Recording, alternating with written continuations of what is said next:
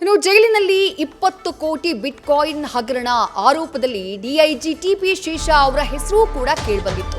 ಹಗರಣದ ಆರೋಪ ಅವರ ವಿರುದ್ಧ ಕೇಳಿಬಂದಿತ್ತು. ಶ್ರೀಕಿ ಜೈಲಿನಲ್ಲಿದ್ದಂತಹ ಸಂದರ್ಭದಲ್ಲಿ ಆತನನ್ನ ಬಳಸಿಕೊಂಡು 20 ಕೋಟಿ ಬಿಟ್ಕಾಯಿನ್ ಹಗರಣ ಮಾಡಲಾಗಿದೆ ಎನ್ನುವಂತಹ ಆರೋಪ ಅದು. ಈ ಬಗ್ಗೆ ನ್ಯೂಸ್ ಫಸ್ಟ್ಗೆ ಡಿಐಜಿ ಟಿಪಿ ಶೇಷ ಮೊದಲ ಪ್ರತಿಕ್ರಿಯೆಯನ್ನ ನೀಡಿದ್ದಾರೆ. ಶ್ರೀಕಿಯನ್ನ ನಾನು ನೋಡಿಲ್ಲ, ಪ್ರಕರಣಕ್ಕೂ ನನಗೂ ಸಂಬಂಧ ಇಲ್ಲ. ಶ್ರೀಕಿ ಜೈಲಿನಲ್ಲಿದ್ದಾಗ ಜೈಲಾಧಿಕಾರಿಯಾಗಿ ಕಾರ್ಯನಿರ್ವಹಿಸಿದ್ದೆ. ನಾನೆಲ್ಲೂ ಕೂಡ ತಲೆಮರೆಸಿಕೊಂಡಿಲ್ಲ, ಕರ್ತವ್ಯದಲ್ಲೇ ಇದ್ದೇನೆ ಅಂತ ಹೇಳಿ ತಮ್ಮ ವಿರುದ್ಧದ ಆರೋಪಕ್ಕೆ ಸಂಬಂಧಪಟ್ಟ ಹಾಗೆ ಬಂದೀಖಾನೆ ಇಲಾಖೆಯ ಡಿಐಜಿ ಟಿಪಿ ಶೇಷ ಸ್ಪಷ್ಟನೆಯನ್ನ ಕೊಟ್ಟಿದ್ದಾರೆ. ಟಿಪಿ ಶೇಷ ಅವರನ್ನ ನಮ್ಮ ಪ್ರತಿನಿಧಿ ಶ್ರೀಕಾಂತ್ ಕುಪ್ಪಗಡ್ಡಿ ಮಾತನಾಡಿಸಿದ್ದಾರೆ. ನೋಡೋಣ. ರಾಜ್ಯದಲ್ಲಿ ಇತ್ತೀಚೆಗೆ ಸದ್ದು ಮಾಡಿರುವಂತಹ ಬಿಟ್ಕಾಯಿನ್ ಹಗರಣ ಏನಿದೆ, ಇತ್ತೀಚೆಗೆ ಏನಂತಂದರೆ ಕೆಲವು ಏನು ಜೈಲು ಅಧಿಕಾರಿಗಳಿಗೆ ಮೆತ್ತಿಕೊಂಡಿರುವಂಥದ್ದು, ಪ್ರಮುಖವಾಗಿ ಅವರ ವಿರುದ್ಧ 20 ಕೋಟಿಗೂ ಹಣವನ್ನು ಡ್ರಾ ಮಾಡಿದ್ದಾರೆ. ಜೊತೆಗೆ ಶ್ರೀ ವಿಕ್ಕಿ ಜೊತೆ ಏನಂತಂದರೆ ಅವರ ಲಿಂಕ್ ಇದೆ ಅನ್ನೋ ಒಂದು ಗಂಭೀರ ಆರೋಪ ಕೇಳಿ ಬಂದಿರುವಂಥದ್ದು. ಈ ಕುರಿತಂತೆ ನನ್ನ ಜೊತೆ ಮಾತನಾಡಲಿಕ್ಕೆ ಇವತ್ತು ಏನಂತಂದರೆ ಏನು ಕಾರಾಗೃಹ ಇಲಾಖೆಯ DIGP ಆಗಿರುವಂಥ ಶೇಷ ಅವರಿದ್ದಾರೆ, ಅವರನ್ನು ಮಾತಾಡಿಸ್ತೀನಿ. ಸರ್, ಈಗ ಏನು ನಿಮ್ಮ ಹೆಸರು ತಳಿಕೆ ಹಾಕ್ಕೊಳ್ತಾ ಇದೆ? First reaction. ಬೇಕು ಅಂತ ಉದ್ದೇಶಪೂರ್ವಕವಾಗಿ ನನ್ನ ತೇಜೋವಧೆ ಮಾಡಲಿಕ್ಕೆ ಈ ರೀತಿಯಾಗಿ ಅಲಿಗೇಷನ್ ಎಲ್ಲ ಮಾಡಿ ಈ ಥರ ತಳಕಾಗ್ತಾ ಇದ್ದಾರೆ. ಸರ್, 2025ರಲ್ಲಿ ನೀವು ಅಲ್ಲಿ ಅಧಿಕಾರಿಯಾಗಿದ್ದಂಥ ಸಂದರ್ಭದಲ್ಲಿ ಶ್ರೀ ವಿಕ್ಕಿ ಅವರು ಆ ಜೈಲಿನಲ್ಲಿದ್ದ್ರ? ನಾನು 2021ರಲ್ಲಿ ನಾನು ದಕ್ಷಿಣ ವಲಯದಲ್ಲಿ ಕರ್ತವ್ಯ ಮಾಡಿದ್ದು ನಿಜ. ನನಗೆ ಸುಮಾರು ಒಂದು 28-29 ಕಾರಾಗೃಹಗಳು ಬರ್ತವೆ. ಶ್ರೀಕಿ ಅನ್ನೋನು ಬಂಧನ ಆಗಿದ್ದನ್ನು ನಾನು ವೃತ್ತಪತ್ರಿಕೆಯಲ್ಲಿ ಓದಿದ್ದೀನಿ, ಮತ್ತು ಏನು ದೃಶ್ಯ ಮಾಧ್ಯಮದಲ್ಲೂ ಕೂಡ ನೋಡಿದ್ದೀನಿ. ವೈಯಕ್ತಿಕವಾಗಿ ನನಗೆ ಗೊತ್ತಿಲ್ಲ. ಅವನು ದಾಖಲಾತಿ ಇದ್ದ ಅವನು.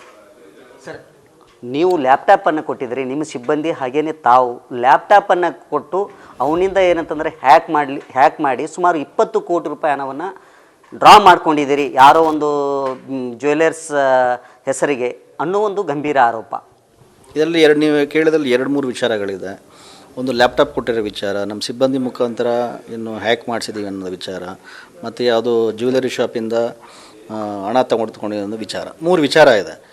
ನಿಮಗೆ ಮೊದಲನೇದಾಗಿ ಹೇಳ್ತೀನಿ, ನಿಮಗೆ ನಮ್ಮಲ್ಲಿ 3 ಲೇಯರ್ ಸೆಕ್ಯೂರಿಟಿ ಇದೆ. ಬೆಂಗಳೂರು ಕೇಂದ್ರ ಕಾರಾಗೃಹದಲ್ಲಿ 3 ಲೇಯರ್ ಸೆಕ್ಯೂರಿಟಿ ಇದೆ. ಮೊದಲನೇ ಲೇಯರಲ್ಲಿ Karnataka state industrial security force ಅಂತೇಳಿ ಯಾವುದೇ ರೀತಿಯಾದಂಥ ಕಾಂಟ್ರಾಬ್ಯಾಂಡ್ ಆರ್ಟಿಕಲ್ಸ್ ಹೋಗಬಾರ್ದು ಅನ್ನೋ ಕಾರಣಕ್ಕೋಸ್ಕರ ನೋಡ್ಕೊಳ್ಳಿಕ್ಕೆ ಅವರು ಸಿಬ್ಬಂದಿಗಳಿದ್ದಾರೆ.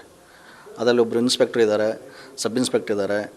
ಈ ರೀತಿಯಾದಂಥ ಒಂದು ದೊಡ್ಡ ಒಂದು ಬೆಟಾಲಿಯನ್ನೇ ಕೂಡ ಇದೆ. ಆ ಲೇಯರ್ನ ಸೆಕ್ಯೂರಿಟಿನ ದಾಟಿ ಹೋಗಬೇಕಾಗುತ್ತೆ. ಇನ್ನು ನಮ್ಮ ಸಿಬ್ಬಂದಿ ಮುಖಾಂತರ ನಾನು ಕಳಿಸಿದ್ದೀನಿ ಸುಳ್ಳು. ನಾನು ಯಾರಿಗೂ ಕೂಡ ಹೇಳೂ ಇಲ್ಲ. ಯಾವ ಸಿಬ್ಬಂದಿನೂ ಕೂಡ ಆ ಒಂದು ಸೆಕ್ಯೂರಿಟಿ ಬ್ರೀಚ್ ಮಾಡಿ ತೆಗೆದುಕೊಂಡು ಹೋಗಿ ಕೊಟ್ಟೂ ಇಲ್ಲ. ಇನ್ನು ಯಾವ ರೀತಿಯಾಗಿ ಕೂಡ ಅದನ್ನು ಹ್ಯಾಕ್ ಮಾಡಿ ಯಾವ್ದು ನೀವು ಹೇಳಿದ್ರಲ್ಲ ಬಿಟ್ಕಾಯಿನ್ ಅಂತೇಳಿ, ಅದನ್ನು ಯಾವುದನ್ನು ಕೂಡ ಯಾವುದೇ ರೀತಿಯಾದಂಥ ಟ್ರಾನ್ಸ್ಫರ್ ಕೂಡ ಮಾಡಿಲ್ಲ. ಮತ್ತು 3ನೇ ವಿಚಾರ ಏನು, ಯಾವುದೋ ಜ್ಯುವೆಲರಿ ಶಾಪಿಂದ ಏನು ಹಣ ಪಡೆದುಕೊಂಡು ಅದು ಕೂಡ ಅದು ಯಾರು ಅಂತ ನಮಗೆ ಮುಖತಃ ಪರಿಚಯನೂ ಕೂಡ ನಮಗಿಲ್ಲ. ನನಗೆ ಸರ್, ಆ ಕುರಿತಂತೆ ದೂರು ಕೊಟ್ಟಿರುವಂಥದ್ದು ಏನಾದರೂ ತಮ್ಮ ಗಮನಕ್ಕೆ ಬಂದಿದೆ? ಯಾಕಂತಂದ್ರೆ ನಿಮ್ಮ ವಿಚಾರದಲ್ಲಿ SITಗೆ ದೂರು ಕೊಟ್ಟಿದ್ದಾರೆ, ದೂರನ್ನು ಸ್ವೀಕಾರ ಮಾಡಿದ್ದಾರೆ, ಜೊತೆಗೆ ಆ ಕುರಿತಂತೆ SIT ತನಿಖೆ ಮಾಡ್ತಾ ಇದೆ ಅಂತೇಳಿ ಆ ವಿಚಾರ ಏನಾದರೂ ಗೊತ್ತಿದೆ? ಇಲ್ಲ, SIT ಈ ವಿಚಾರ ತನಿಖೆ ಮಾಡ್ತಾ ಇಲ್ಲ. ಏನಾಗಿದೆ, ಇಲ್ಲಿ ಒಬ್ಬ ಬೆಳಗಾವಿ ಕೇಂದ್ರ ಕಾರಾಗೃಹದ ಒಬ್ಬ ಸಜಾಬಂದಿ ಒಬ್ಬ ಏನು ನನ್ನ ಮೇಲೆ ಅಲಿಗೇಷನ್ ಮಾಡಿದ್ದಾನೆ, ಥ್ರೆಟ್ ಮಾಡಿದ್ದಾರೆ ಅಂತೇಳಿ ಅಲಿಗೇಷನ್ ಮಾಡಿದ್ದಾನೆ. ಅಲಿಗೇಷನ್ ಮಾಡಿರೋ ಕಾಪಿನ ಅದನ್ನು SITಗೆ ಸಬ್ಮಿಟ್ ಮಾಡಿದ್ದ. SIT ಅವರು ಅದನ್ನು ನಮ್ಮ DG ಮೇಡಮ್ ಅವರಿಗೆ ಕಳಿಸ್ಕೊಟ್ಟಿದ್ರು. ಅದರ ಸಂಬಂಧ ಏನು ನಮ್ಮ ಹಿರಿಯ ಅಧಿಕಾರಿ ಒಬ್ಬರು ಬಂದು ಪ್ರಾಥಮಿಕ ವಿಚಾರಣೆ ಮಾಡಿಕೊಂಡು ಹೋಗಿದ್ದಾರೆ. ಏನು ಥ್ರೆಟ್ ಮಾಡಿದ ನಿಜನಾ ಏನು ಎತ್ತ ಅಂತೇಳಿ. ದೂರು ಕೊಟ್ಟವ್ರ ಮೇಲೇನ ಹಲ್ಲೆ ಮಾಡಿದಿರಿ ಅಂತ? ಈಗ ಹಲ್ಲೆ ಮಾಡಿದರೆ ಅದಕ್ಕೆಲ್ಲ ಸೂಕ್ತ ಏನು ಕ್ರಮಗಳಾಗಬೇಕಾಗಿತ್ತು. ಹಲ್ಲೆ ಆಗಿತ್ತು ಅಂದರೆ ಅವ್ರು ಚಿಕಿತ್ಸೆ ಆಗಬೇಕಾಗಿತ್ತು. ಯಾವುದೂ ಇಲ್ಲ, ಅಲ್ಲಿ ಎಲ್ಲ ಸುಳ್ಳು ದಾಖಲಾತಿಗಳನ್ನ ಕೊಟ್ಟು ನಾನು ಡಾಕ್ಟರ್ ಜೊತೆನೂ ಕೂಡ ಮಾತನಾಡಿದ್ದೀನಿ. ಯಾವುದೇ ರೀತಿಯಾದಂಥ ಇದು ಕೂಡ ಇಲ್ಲ, ಅಲ್ಲೇನೂ ಕೂಡ ಇಲ್ಲ, ಏನೂ ಇಲ್ಲ. ಸುಮ್ಮನೆ ಅನಾವಶ್ಯಕವಾಗಿ ಅಲಿಗೇಷನ್ ಮಾಡಿದ್ದಾರೆ ಅವರು. ಸರ್, SIT ಏನಾದರೂ ನಿಮಗೆ ನೋಟಿಸ್ ಕೊಟ್ಟಿದೆ? ಇದುವರೆಗೆ ಏನಾದರೂ ತನಿಖೆ ಏನಾದರೂ ನಡೀತಾ ಇದೆನಾ ಅಂತ? ಇಲ್ಲ, ಇದುವರೆಗೂ ನನಗೆ SIT ಯಾವುದೇ ರೀತಿ ನೋಟಿಸ್ ಕೊಟ್ಟಿಲ್ಲ. ನಾನು ಇದುವರೆಗೂ ನಾನು ಹಾಜರಾಗಿಲ್ಲ. SIT ಏನಾದ್ರು ಕರೆದ್ರೆ ನಾನು ಹೋಗಿ ಬರ್ತೀನಿ. ನಾನು ಇದಿಷ್ಟು ಶೇಷ ಅವರ ಮಾತು. ಕ್ಯಾಮ್ರಾಮನ್ ನಾಗೇಶ್ ಜೊತೆ Srikanth Kukkadi, news first Belagavi. News first ನಿರ್ಭೀತಿಯಿಂದ ನಿಮ್ಮ ಪರವಾಗಿ.